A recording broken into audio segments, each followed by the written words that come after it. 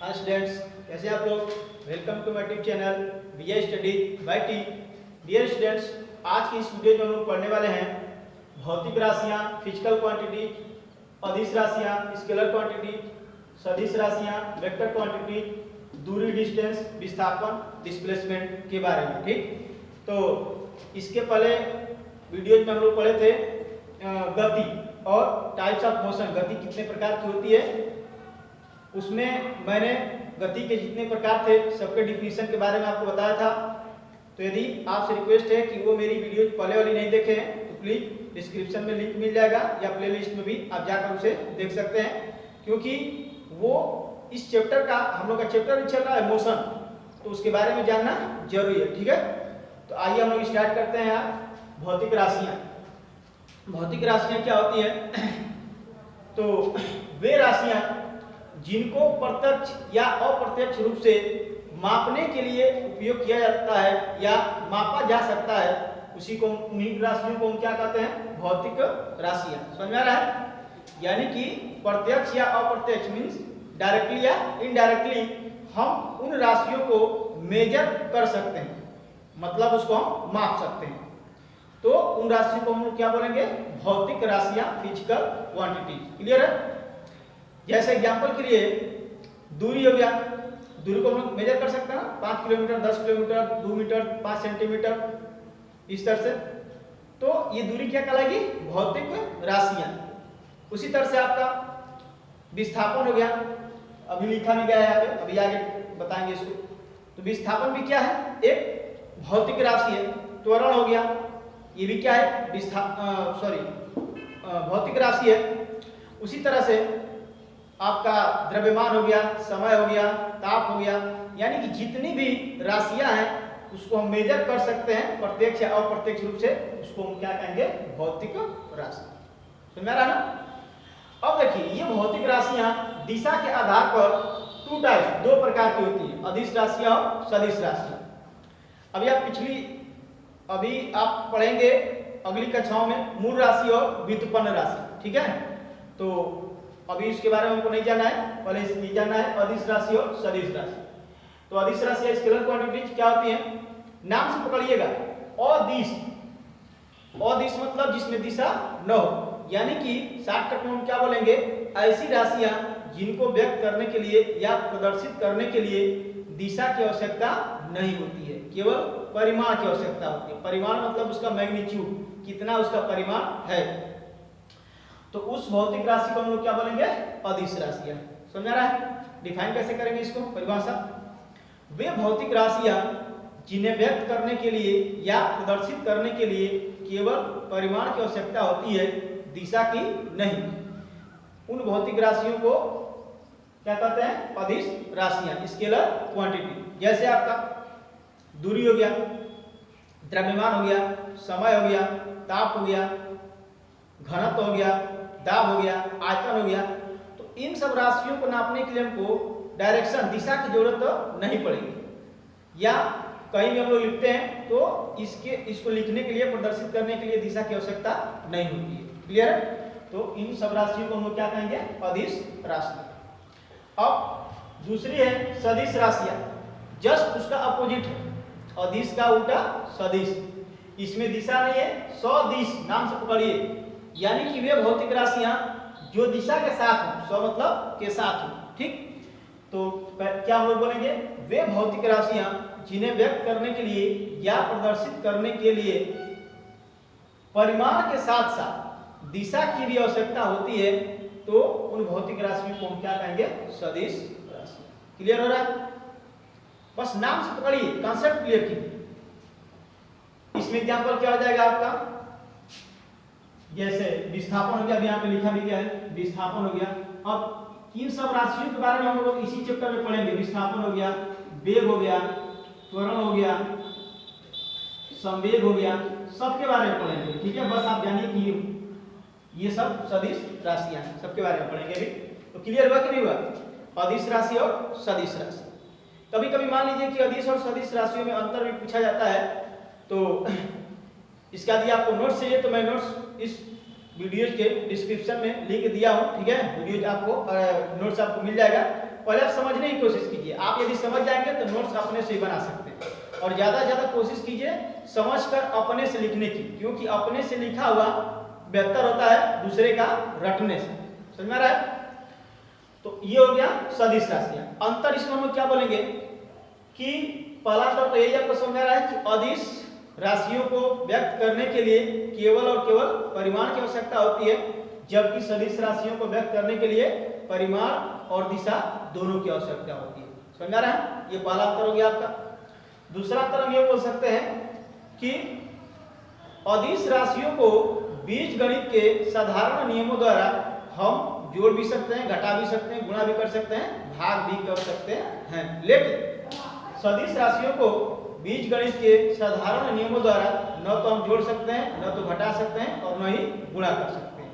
इसमें भाग देने का, डिवीजन का ऑप्शन नहीं आता है, क्योंकि दो सदिश का आपस में भाग नहीं किया जा सकता है। अब क्यों नहीं किया जा सकता है ये सब डिटेल में आप जानेंगे, इंटर में जाएंगे तब। पहले आप समझिए। तो ये हो गया अदिश राशि और सदिश राशि। ठीक, यदि कोई प्रॉब्लम, कोई कंफ्यूजन होती है प्लीज कमेंट करके हमें जरूर बताइए। ठीक, कोई भी दिक्कत होती है तो मैं इसका सलूशन दूंगा आपको। अब आइए नेक्स्ट, जो हम लोग के चैप्टर का सबसे इंपॉर्टेंट टॉपिक यही से स्टार्ट होता है, जो कि आपके हर चैप्टर में हर जगह यूज होगा, दूरी और विस्थापन। तो समझिए दूरी, डिस्टेंस क्या होती है। अब ये अदिश राशि है, पता चल गया ना, और ये क्या है, सदिश राशि है। ठीक, इसकी परिभाषा पे हम लोग आते हैं। दूरी क्या होगी, तो किसी भी वस्तु द्वारा तय किए गए मार्ग की या तय किए गए पथ की लंबाई को ही हम लोग दूरी कहते हैं।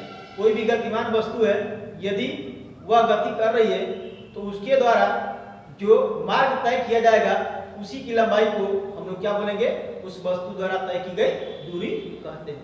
क्लियर है? दूरी क्या है, एक अदिश राशि है, और इसका जो मात्रक होता है एसआई, स्टैंडर्ड इंटरनेशनल होता है, तो इसका मात्रक क्या होगा, मीटर होता है।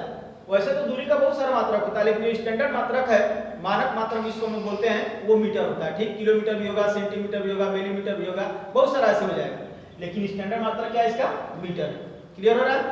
तो एक लाइन में क्या बोलेंगे कि किसी भी वस्तु द्वारा तय किए गए मार्ग की लंबाई को उस वस्तु द्वारा तय की गई दूरी कहते हैं। दूरी क्या है, एक अदिश राशि। ठीक, इसका मात्रक क्या होगा, मीटर होगा। अब आज ये विस्थापन पे। विस्थापन क्या होता है, डिस्प्लेसमेंट। तो विस्थापन पहले तो एक सदिश राशि है, यानी किसको प्रदर्शित करने के लिए, व्यक्त करने के लिए हमको दिशा भी बताना पड़ेगा। ठीक, अब इसके डिफिनेशन पे आते हैं। क्या होगा, कोई भी वस्तु यदि गतिमान कर रही है, ठीक, पहले समझ लीजिए, कोई भी वस्तु यदि गति कर रही है तो उस वस्तु की अंतिम स्थिति व प्रारंभिक स्थिति, जब गति करेगी तो कुछ ना कुछ उसका अंतिम स्थिति होगा, कहीं ना कहीं जाकर रुकेगी, और कहीं ना कहीं से स्टार्ट की होगी तो उसका प्रारंभिक स्थिति हो जाएगा। जहां से वस्तु चलना स्टार्ट करती है वो उसका प्रारंभिक वस्तु होता है, और जहां पर वस्तु जाके रुकती है वो उसका अंतिम स्थिति होता है। ठीक, तो कोई भी वस्तु यदि गति कर रही है तो उसकी अंतिम स्थिति वो प्रारंभिक स्थिति के बीच की न्यूनतम दूरी, न्यूनतम मतलब कम से कम, जो एकदम शॉर्टेस्ट, सबसे कम से सबसे न्यूनतम जो, उसी दूरी को हम लोग क्या कहेंगे, उस वस्तु का विस्थापन कहेंगे। ठीक, डिफाइन कैसे करेंगे इसको, तो वस्तु की, शॉर्टकट में एकदम बता रहे हैं, वस्तु की अंतिम स्थिति व प्रारंभिक स्थिति के बीच की न्यूनतम दूरी को उस वस्तु का विस्थापन कहते हैं। क्लियर है? विस्थापन क्या है, एक सदिश राशि है, इसका भी मात्रक मीटर ही होता है। ये भी एक प्रकार की दूरी है। इन दोनों में अंतर क्या है, ये भी दूरी है, ये भी दूरी है, लेकिन बस डिफरेंस अंतर इतना है कि ये अदिश है और ये सदिश है। यानी इसको बताने के लिए हमको दिशा के साथ बताना पड़ेगा, और इसके लिए दिशा की कोई जरूरत नहीं होगी। क्लियर है?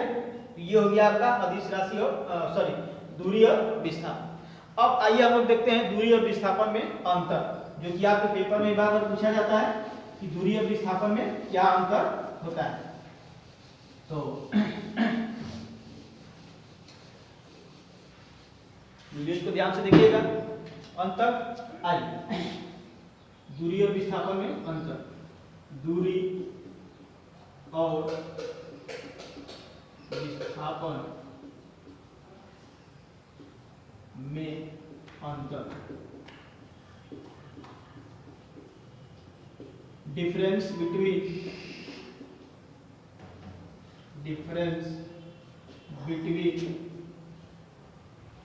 डिस्टेंस एंड ये एंड का साइन है, डिस्प्लेसमेंट उधर ये दिखेगा, इधर है डिस्प्लेसमेंट, ठीक। आई इसमें दो कॉलम बना लीजिए आप, ये हो गया दूरी और ये हो गया विस्थापन। तो सबसे पहला अंतर हम लोग क्या बोलेंगे, ध्यान से देखिएगा। और ये इस चैप्टर में सबसे कॉमन डिफरेंस होगा, जब भी आपको दो राशियों में अंतर पूछा जाएगा तो लगभग हर राशियों में आपको मिलेगा, ठीक। पहला अंतर ये होगा कि दूरी एक अदिश राशि है, अभी पीछे बताया था मैंने, दूरी क्या है, एक अदिश राशि है, और विस्थापन क्या है, सदिश राशि है, ठीक। सॉरी ये पहला होगा, इसमें सदिश राशि है, ठीक। पहला अंतर आप ये बता देंगे। दूसरा अंतर आप क्या बता सकते हैं, इसका डिफिनीशन से, परिभाषा से, कि दूरी क्या होगी, किसी भी गतिमान वस्तु द्वारा तय किए गए मार्ग की लंबाई को उस वस्तु द्वारा तय की गई दूरी कहते हैं, जबकि विस्थापन क्या होगा, वस्तु की अंतिम व प्रारंभिक स्थिति के बीच की न्यूनतम दूरी को विस्थापन कहते हैं। क्लियर है? तो ये हो जाएगा आपका दूसरा अंतर, डिफिनीशन को लिख देना है। तीसरा अंतर क्या होगा, तीसरा अंतर यह बोल सकते हैं, ध्यान समझिएगा। अभी मैंने बताया कि न्यूनतम दूरी, तो इसमें हम ये कह सकते हैं कि दूरी का मान हमेशा धनात्मक होता है, हमेशा, ऑलवेज पॉजिटिव। हमेशा क्या होगा, धनात्मक, पॉजिटिव का साइन है, ठीक, हमेशा धनात्मक होगा, धनात्मक, यानी कभी भी ये ऋणात्मक नहीं होगा और जीरो भी नहीं होगा, ठीक। अब देखिए जीरो कब होगा, जब वस्तु चलेगी ही नहीं, ठीक, तो उसमें तो हम दूरी की बात ही नहीं करेंगे, वस्तु चलेगी नहीं तो। अब इसमें तीसरा अंतर हम लोग क्या देंगे, ये ऑलवेज पॉजिटिव धनात्मक होगा, ये धनात्मक भी हो सकता है, ऋणात्मक भी हो सकता है, जीरो भी हो सकता है, ठीक। कैसे होगा, अब एक एग्जांपल के माध्यम से हम आपको समझाएंगे। पहले बस जानिए कि ये पॉजिटिव भी होगा, नेगेटिव भी होगा और जीरो भी होगा, तीनों हो सकता है, सुना रहा है। ये तीसरा अंतर हो गया। चौथा अंतर आप क्या बोलेंगे, ये सबसे इंपॉर्टेंट डिफरेंस है, इसमें ध्यान समझिएगा। ये कैसे समझाएगा, एग्जांपल से, लेकिन आप यहां पहले समझिए। दूरी का मान हमेशा धनात्मक होता है, विस्थापन का मान धनात्मक भी होगा, ऋणात्मक भी होगा, जीरो भी होगा, ठीक। तो हम ये कह सकते हैं कि दूरी का मान विस्थापन के मान के बराबर होगा या उससे अधिक होगा। समझिए क्या बोला, दूरी का मान हमेशा विस्थापन के मान के बराबर होगा या उससे अधिक होगा, यानी कम नहीं होगा। कैसे नहीं होगा, अभी बता रहे हैं। विस्थापन में क्या बोलेंगे कि विस्थापन का मान हमेशा दूरी के मान के बराबर या उससे कम होगा, अधिक नहीं हो सकता है। हमेशा एक क्या होगा, विस्थापन दूरी से कम होगा या उसके बराबर होगा, और दूरी हमेशा विस्थापन के बराबर होगा या उससे अधिक होगा। क्लियर हो रहा है? तो ये आप चार इसमें डिफरेंस दे सकते हैं, ठीक।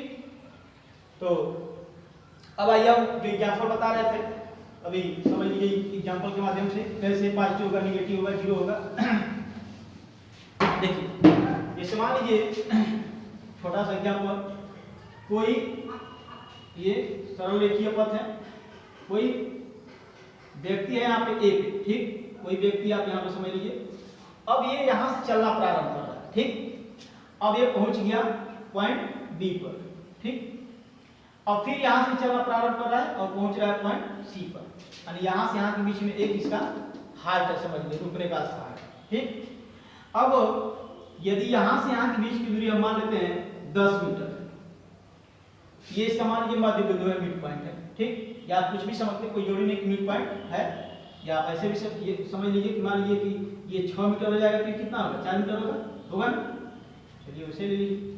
अब देखिए ए से बी पर जा रहा है, इस कंडीशन में अभी सी पर हम नहीं ले रहे, ए से बी तक जा रहा है, तो ए बी के बीच हम देख रहे हैं, ए बी के बीच देख रहे हैं, केवल ए बी के बीच दूरी कितना आ जाएगा, 6 मीटर हो जाएगा, ये दूरी है। और ये विस्थापन देखिए, प्रारंभिक स्थिति और अंतिम स्थिति, तो इनके बीच की न्यूनतम दूरी क्या होगी, यही होगी ना, यानी कि ये कितना हो गया, ये भी 6 मीटर। तो इस कंडीशन में दूरी और विस्थापन दोनों का मान क्या है, बराबर है कि नहीं है। अब देखिए इस कंडीशन में आ गई, मान लीजिए यही वस्तु ए से बी पर गई, फिर बी से सी पर गई। इस कंडीशन में क्या होगा, ए से बी सी तक की दूरी 6 4 10 मीटर और विस्थापन में कितना आ जाएगा 10 मीटर ही होगा, होगा कि नहीं होगा। लेकिन अब समझिए, यदि यही वस्तु ए से बी पर गई और फिर बी से ए पर चली गई, यानी समझिएगा ए से बी पर गई और पुनः बी से ए पर चली गई, तो इस कंडीशन में क्या होगा, चली गई दूरी कितना हो जाएगा, उस दूरी हो जाएगा ए बी प्लस यहां से इधर फिर इधर ए बी प्लस बी ए। तो ए बी कितना है 5 मीटर, सॉरी 6 मीटर और ये बी ए भी कितना आ जाएगा 6 मीटर, तो टोटल दूरी कितना आ जाएगा 12 मीटर होगा ना।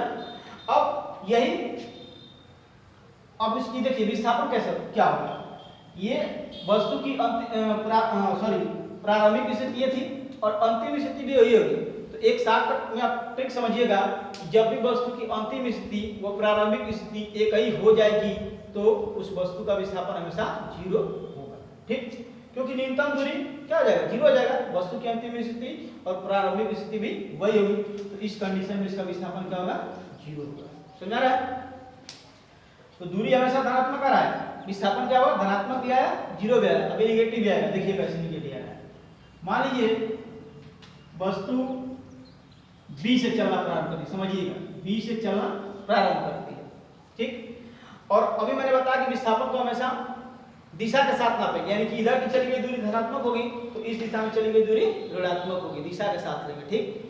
तो यहां से यदि चलना प्रारंभ करती है तो हम ये बी सी यहां से चलकर, ध्यान समझिएगा, बी से सी पर गई और पुनः सी से ए पर आई, तो इस कंडीशन में वस्तु द्वारा चली गई दूरी कितना आ जाएगा बी सी और प्लस सी ए, तो ये 4 मीटर और ये टोटल कितना 6 4 10, यानी कितना आ जाएगा 14 मीटर होगा ना। समझिए फिर से, ये 4 मीटर यहाँ से यहाँ तक जाने में, फिर यहाँ से ए तक जाने में ये 4 मीटर और ये पूरा यहाँ तक डिस्टेंस कितना है 10 मीटर, तो दूरी कितना आ जाएगा 14 मीटर होगा ना। और विस्थापन कितना होगा समझिएगा, यहाँ से यहाँ तक 4 मीटर और पुनः यहाँ से इधर, आप दो तरीके से आप समझ सकते हैं, समझिएगा, तो ये 4 मीटर हो गया और इस डायरेक्शन में जा रहा है कितना 6 4 10 मीटर, तो 4 मीटर प्लस माइनस 10 मीटर, यहाँ पे माइनस क्यों लिख रहे हैं, क्योंकि वस्तु इस डायरेक्शन में जा रही है, तो विस्थापन क्या होगा नेगेटिव होगा, तो ये इसमें से घटाने तो कितना बचेगा -6 मीटर, यहाँ पे देखिए नेगेटिव आ गया कि नहीं आ गया। और वैसे भी आप समझ सकते हैं कि विस्थापन अब वस्तु की प्रारंभिक स्थिति थी, यहाँ से चली थी, तो और अंतिम स्थिति क्या हो गई ये हो गई कि नहीं हो गई, तो इन दोनों के बीच की न्यूनतम दूरी कितना है 6 मीटर, तो इस वस्तु का विस्थापन कितना होगा 6 मीटर होगा। दूरी का मान कभी ऋणात्मक नहीं होता है, ये ऋणात्मक यहाँ पे लिखने का मतलब क्या है कि ये विस्थापन को निरूपित कर रहा है, प्रदर्शित कर रहा है, और ये दूरी को प्रदर्शित कर रहा है, दोनों दूरी है, बस अंतर क्या है ये विस्थापन है और ये दूरी, समझ में आ गया। तो आज की वीडियो में इतना ही, यदि कोई भी आपको दिक्कत परेशानी प्रॉब्लम होती है तो प्लीज हमें कमेंट करके जरूर बताइए, मैं आपके कमेंट को पढ़ूंगा और उसका सलूशन आपको 100% पहुंचाऊंगा, ठीक। यदि मेरी वीडियो अच्छी लगती है तो प्लीज लाइक कीजिए, शेयर कीजिए और मेरे चैनल को सब्सक्राइब कीजिए और बेल आइकन की घंटी दबाना न भूलें, ताकि मेरे आने वाले वीडियोज के अपडेट्स और नोटिफिकेशन आपको समय समय पर मिलते रहे, जिससे आप अपनी स्टडी को कंटिन्यू बनाना, ठीक है। और मेरी पीछे की वीडियो प्लीज जरूर से जरूर देखिए, क्योंकि आप कंटिन्यूली देखेंगे तभी समझ में आएगा। और मैं छोटा छोटा वीडियो इसलिए बना रहा हूं कि हमको एक एक टॉपिक क्लियर करना है, चैप्टर नहीं क्लियर करना है, एक एक टॉपिक क्लियर करना है। जब एक एक टॉपिक आप क्लियर करेंगे तो चैप्टर खुद ही क्लियर हो जाएगा, समझ रहा है। तो छोटा छोटा वीडियो इसलिए बनाया जा रहा है कि ताकि आपको हर एक टॉपिक क्लियर समझ में आए। तब तक के लिए thank you, all the best, अपनी स्टडी को कंटिन्यू बनाए रखिए।